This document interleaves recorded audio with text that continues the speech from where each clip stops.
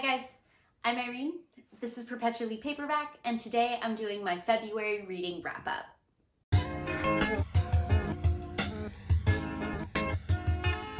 I read 7 books in February, and usually I just do them in chronological order, so I'm just gonna get it started. The first thing I read this month was Overground Railroad, The Roots of Black Travel and the Green Book and the Roots of Black Travel in America. It's by Candace A. Taylor. This was a fantastic read. So it's a nonfiction book. It's essentially exactly what it says it is. It's the history of Black travel in America and just kind of how it got started, how it evolved. It's told in a really engaging way. She brings it back to her own experiences with her stepfather and her own life, and then all the history that she actually does. And she traveled around to all the places, or to many of the places, kind of seeing if they were still Green Book sites. It was really interesting. There was a lot of things in it that I had never heard of, had no idea about, and I find those things super engaging. Those are the things I like to read the most, especially for nonfiction.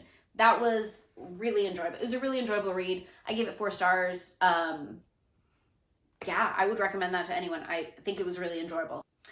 After that, I read 2 Lisa Kleypas books, Midnight Angel and Prince of Dreams. They are this Stokehurst series. It's a duology, so there's 1 and 2, or at least as far as what's out now, it's 1 and 2. And they kind of have some characters that, well, the families are interconnected. They're the Stokehursts, but Midnight Angel is the first one in it, and it follows Tasia, who is in Russia. She basically has to escape Russia. She ends up sort of hiding with Luke, who is a duke that I can't remember at this point. But I have a longer video on just the Stokehurst series that I'll be doing, so I go a lot more in depth there. But essentially, she ends up staying at his house. He's kind of really mean to her for a while, and then mostly it's because he knows that she has a secret and he's just dying to know, and just, I guess, his way to, I don't know, he just treats her like shit at first, basically. So at that point, her cousins sort of are like, dude, what are you doing after this whole situation that he fully embarrasses her? And he then is like, no, I love her. That part was a little bit weird for me, I'm not gonna lie. There was a couple things in this one. Eventually, obviously, they end up getting together, and he's literally, she's out of her sight after they're married for like literally a second. She gets captured by her cousin, taken back to Russia to like answer for her crimes and such. I'm not going to tell you the ending of that one because it was the best part of the whole thing, but for this one, I would have said honestly 2 stars, and I don't think I've given a Lisa Kleypas book under 3 stars, but I think this was an earlier release than a lot of her stuff. The main character in this one was like so aggressively alpha male that I found it just like super off-putting. I also just don't like that he was just, there were some weird parts in the middle there where he was just like such a dick at first and then like 180s it so quickly. And it was just, there wasn't a whole lot of, I don't know, the characters here in this one just didn't really speak to me, I would say. I didn't find myself particularly connected, and I found the main protagonist to be really off-putting.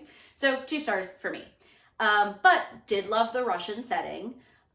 It was also a lot longer than some of hers, and I don't know if it was worth it. Those are my thoughts on Midnight Angel. However, Prince of Dreams, the second one in the series, I loved. This one also has a part that's a little weird. It follows Emma, who's Luke's daughter from the last one, Tasia's stepdaughter, and she marries the cousin, Nicholas. I go more in depth in the video that I do about these guys, but essentially they end up getting together. It's called Prince of Dreams because at one point she is in the house, she is in his home, and he has things that he brought from Russia when he was exiled. You get all of that in the last book. So I would say these 2, I think they would make a whole lot more sense being read together. I don't know how much it would, or I like this one so much more, so I don't know how much you actually need the first one, but I think for the whole experience, you want to get it because they do talk a lot about the past book and kind of why things happened to Nicholas and the way that they did. So he ends up having a moment where he passes out and basically wakes up in Russia as one of his ancestors, who he particularly resembles, and finds Emma, like a person who looks exactly like Emma and lives this beautiful life with her. Obviously that doesn't last. He then wakes up and he is back at home and wants the love of his life back, basically. She obviously knows nothing of this. And before, there were weird things in their relationship. Lo and behold, an old suitor comes back and causes some strife for them. I loved this one. Like, I loved this one. This one made me cry at the end. I don't know if I was just like having a moment or what it was, but I was so invested in this one. The only thing I will say, this was probably 4 stars for me. The part where they were in the dream sequence, it just dragged a little bit. This was also a really long one. That like third part, I would say, it just dragged a little bit. It went on a little bit long for me, but, or more, not that it went on a little bit long. I was just really waiting for them to get back to the real story. Like, I knew they were eventually going to get there. I just wanted them to get to it at that point. Super worth it though. I enjoyed it. I loved it. Like, chef's kiss. It was great. Okay, moving on. Then I read The Heiress Gets a Duke by Harper St. George. And this is a Gilded Age novel #1. So this was a new release from February. I think it came out sometime in February. I'm not exactly sure when. But it's essentially the story of an American heiress who is working for an iron company that is owned by her family, and she's doing really well. She goes to London with her family and her sister because the ironworks is trying to get a warehouse open in London. They obviously need to make connections to do so. Apparently going into it, the parents kind of knew that they were going to try and set up a match. The daughters did not. So the older one is trying to basically save the younger one. The younger one is like pretty belle of the ball. Everyone thinks that that's going to be the one. The Duke that ends up, basically he doesn't have any money and doesn't have a choice but to marry someone wealthy. These parents are kind of offering up someone on a silver platter and need the connections. So they're both kind of in a mutually beneficial situation. The Duke is not happy about it, and neither are the sisters. So none of those parties are really okay with it. However, the kind of twist is the Duke is really in love with the older one who works, and she's just kind of like taken aback. She really doesn't think it's her. She also doesn't want to get married. First off, she doesn't want to be property. She doesn't want to lose her independence. At some point, she doesn't really have a choice because the dad's like, well, you either do that or you do that. So basically she does that. Now, the Duke that she ends up marrying is actually a super decent person. He's like, look, I don't want to force you into this. As much as I don't want to do this, I understand I have to, but I want a willing wife. And he actually really does. Her name is August Crenshaw. I haven't even said her name at this point, but her name is August. So he actually really wants August. And he basically resolves to show her everything that being a duchess can do for her and what power she can wield and who she can help and things like that. That's what she doesn't want to lose with what she has now. She ends up meeting all these people and starts to really like them. As you would imagine, basically that happens. And then it's just a matter of her getting to the point of being like, yes, I will marry you. And then it kind of ends. Like, I actually was really liking this one, and I feel like it ended super abruptly. So for me, the only thing I would say is I would have liked more. So I don't know, just something to like kind of close it up, finish it up all really nicely, package it that way for me. So something like that I think would have been great.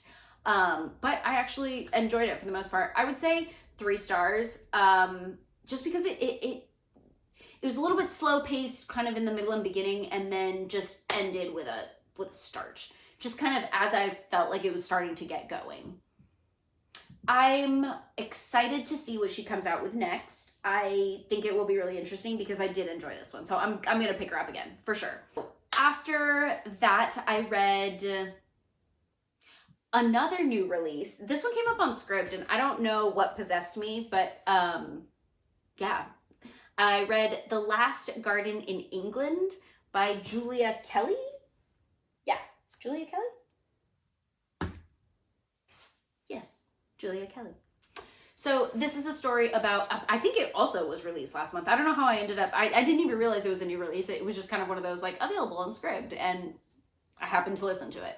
I think I was expecting it to be something that it wasn't. So basically it's the story of this garden and 5 different women through different generations that are connected to each other through this garden. It's more than that. In general, I thought the book was okay. I gave it 3 stars. I don't think there was anything wrong with it. I think it was just something that there's nothing about the subject of gardens that I find particularly interesting, so that's a me thing, not anything to do with the book. There was a lot of talk about like landscape that just for me, it wasn't that it was difficult to envision, it kind of went on a little too much. However, the story of these women were actually very interesting. So it opens with, actually I don't know if it opens or not, but it follows Venetia, who is the original designer of the garden.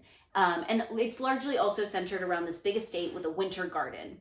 So she is the original person that designs it and kind of what happens to her while that process is going on. And that there are stories interchanged throughout the entire book. Then during World War II, it follows 3 women, Diana, Stella, and Beth, maybe? Beth might be wrong, but it's 3 different women, and that during the war, essentially the home is a hospital. So it's what happens during that time, and also connected to the winter garden as well. And obviously the home has been owned by a family up until that point. Then we've come to modern day, and I want to say that one's name is Emily, might be Emma, something like that. I'm sorry, I don't remember the names. But she is she owns a gardening business essentially, and she is hired by the people that now own the home, who are like the grandkids of it's the great grandkids of generations that have owned the home, and how her relationship with them and with the garden essentially develops. All of the stories about the women were really interesting. Yeah, I don't have a whole lot to say about this one. It was not enjoyable. Will it be super memorable? Probably not. I just don't think any of that has anything to do with the book. I think most of that has to do with me. I think a lot of people will really enjoy this book, and I think especially the aspect of the women and how it is connected generationally. I think they'll really enjoy that. If you like gardens, this is your book. It was good. If you like historical facts about England, this was also not bad. Yeah, it wasn't bad. It was kind of, for me, meh. Okay, next, after that, I have finished everything that is out of Lisa Kleypas's Ravenel series. And I thought I was going to hate this one because of who the people are. So it follows Cassandra, and she gets together with Tom Severin. And I heard that at first, and I was like, I'm going to hate this. Any feelings that I had towards Tom Severin were not good. I don't think. I mean, he was just very he was like a slimy figure. It was just very I don't know why this dude wants to be with her. It was just weird. I am so 100% sold. I think it was so nice. I like that he gave Cassandra a lot more of a personality than I think she had in the whole series. And they were funny. I liked them. I liked their relationship together.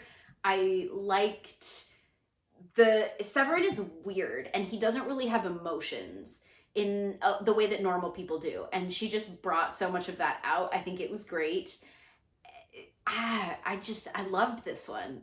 This one maybe was just such a nice breath of air with everything I read. It was just so sweet and just so Kleypas and so wonderful. And I think there's a new one in the series coming out this year. It will be. I have to read that. So I loved this one. I thought this was great. I thought Severin was an amazing protagonist. I was a big fan. This was good. I also don't think it had very many sex scenes in it at all, which is actually something that I don't think I realize in her books anymore. I don't think about. I don't know if that's something you read for or not, but I don't think about it. The last book that I read, I actually only got through, I'm about maybe not quite halfway through this book, but it's The Prophets by Robert Jones Jr. This is gorgeous. It is stunningly written. I can't say enough good things about it. It's really heavy, and I kind of had a very busy month with work and everything like that, and I just couldn't find myself, I didn't find myself wanting to read something quite so heavy, because also I want to enjoy it. I want to pay attention to it, and I find when I'm tired, it's really difficult to read things like that. That's kind of why I read, not that there's anything wrong with reading romance or anything, but it's just much more light, I suppose. It would be the only way to say it. And everything that I have read so far in it is gorgeous. It follows these two slaves, Samuel and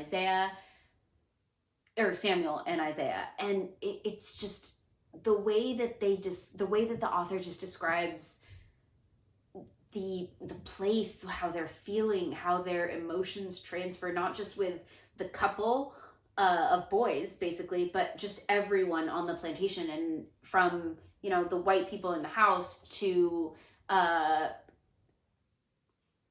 a slave that is chosen to essentially be a preacher, and one that still remembers where they came from, and it's just, oh, it's devastating and beautiful. So I'll be reading the rest of that this month, and hopefully I'll have a little bit more to say, but I can't imagine reading this and just not being blown away by it. I can't imagine what would be in the book that I wouldn't believe that, just because of everything I've read so far. There are some lines in it that just were haunting, and I can't stop thinking about. I just can't see how this isn't going to be a absolutely 5-star read. So the last book that I read this month was The Hidden Child by Camilla Läckberg. Camilla Läckberg. I'm going to go with that. She is a Swedish writer, and it was a Scandinavian thriller. It was awesome. So I've been on this, I've had this desire to read thrillers. Maybe it was because I started reading Dim Sum of All Fears, this cozy mystery, and I set it down and I'm just reading it so slow. I haven't had a chance to finish it with everything else I've been reading. And I've just been on this I want to read thrillers kick. So I got, it was on sale on Chirped, and I don't know why, I think I heard Fredrik Backman was someone that called her out. So I wanted to check her out because I love Bachman. So I would imagine that if he thinks a writer is good, they must be pretty good. So the book follows it's essentially a Patrick Hedstrom novel, who apparently this is the 5th in his series. I didn't know that. You did not need any of that basically to understand what was happening. He is essentially a detective. His wife, Erica, is a writer, and she's working on a book, but recently, I think I don't know if her mother died recently, but her mother died, and she found some of her possessions, one of them being a Nazi medal along with some diaries. And as she kind of starts to unravel these, those start to become connected with a murder that takes place in the town, which is kind of how Patrick gets into it. And there are different players or different people throughout the town that help in different ways. For example, there is a brother named Eric who is asked by Erica to look at the Nazi medal because he is a scholar in things from World War II. He is one of the people that dies. His brother has to come from France, where he works, and begins working with them. They bring in friends of Erica's mother who are now elderly. And it's just, there are so many different players that move the story along, and you just you have no idea at all what's gonna happen from anyone. Actually, that's not true. Okay, in all fairness, the title tells you what you're gonna find. So in all fairness, that is the reveal. There is a hidden child. So in some ways, that had they picked a different name, and maybe that's just something that happened in the English translation and the Swedish one has nothing to do with it. The Swedish one has a name that does not give the plot away. But it didn't detract at all from any part of the story. There was a lot of twists and turns. She gave such interesting, it was a well-told story. At some point you start to get the World War II perspective of some of the people that live in this town of Fieldbacka. something like that. A field something Swedish town. I don't know if it's real or not, but it essentially has, like, they bring people back from then to, like, they start to talk to people that are in, like, the, they're called Sweden's Friends, and it's like the white supremacist group in Sweden that is currently working, and it's because of the ties from World War II, and then there's this person from Norway that they are trying to find because he's connected to the whole thing in some way, and, like, Erica, as the writer, starts to uncover more information with the story that she's working on at the same time as Patrick with the detective, at the same time that Patrick is doing so with the detectives on his side. So you get all these different angles, and you get pieces of the story from all of these different, like, little bites of something, of, like, clues here and there. It was such an enjoyable thriller. I'm constantly complaining that I'm always reading thrillers and there's nothing thrilling about them. Like, I always know the ending. I always know what's happening, and I don't like that. I didn't know anything on this one. There was a twist at the end that was awesome. It was so good. So I really, really recommend this one. This is a great, I don't know, maybe Scandinavian thrillers are my thing. It seems that way. I don't know, maybe I just need to read, like, thrillers from different places. Recommend me some thrillers, please. I would love that. Some awesome ones. I've read Ruth Ware, and she's not my favorite, but, like, I loved, like, Stieg Larsson. This with Camilla Läckberg was great. So, hey, give me some suggestions. I would love them. Anyway, this was maybe 4.5 stars. Yeah, I really enjoyed this one. So that was The Hidden Child by Camilla Läckberg. Let me know what your thoughts are about everything I read or anything that I read. Yeah, I'd love to talk to you guys about it. So leave me an emoji if you made it to the end of the video, and I'll see you guys next time. Bye.